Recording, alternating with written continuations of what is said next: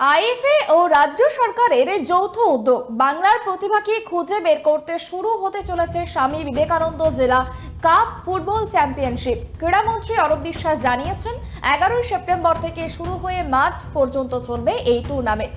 রাজ্যের বিভিন্ন জেলা থেকে প্রতিভাবান 100 ফুটবলারকে বেছে আনা হবে। আয়োজিত হবে প্রায় 390টি ম্যাচ। বিজয়ী দল পাবে 50 লক্ষ টাকা পর্যন্ত পুরস্কার।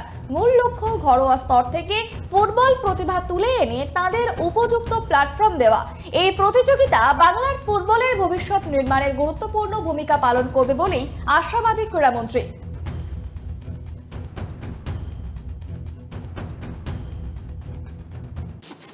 1893 সালে 11 সেপ্টেম্বর আমেরিকার শিকাগো শহরে কলম্বাস হলে বিশ্ব ধর্ম মহাসভায় এক ঐতিহাসিক বক্তৃতা করেছিলেন যুগপুরুষ স্বামী বিবেকানন্দ।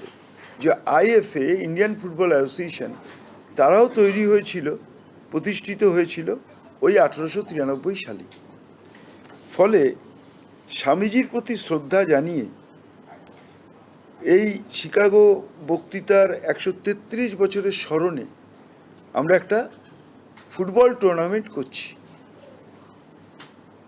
যুবকল্যাণ দপ্তর, যুবকল্যাণ এবং ক্রীড়া দপ্তর এবং আইএফএ যৌথভাবে আমরা একটা বড় ফুটবল টুর্নামেন্ট করছি, যেই টুর্নামেন্টের আমরা নাম দিয়েছি স্বামী বিবেকানন্দ কাপ জেলা ক্লাব ফুটবল চ্যাম্পিয়নশিপ। এটা ইন্টার ডিস্ট্রিক্ট হবে, আন্তঃজেলা ক্লাব ফুটবল চ্যাম্পিয়নশিপ হবে। এখানে 23টা জেলাই এতে অংশগ্রহণ করবে।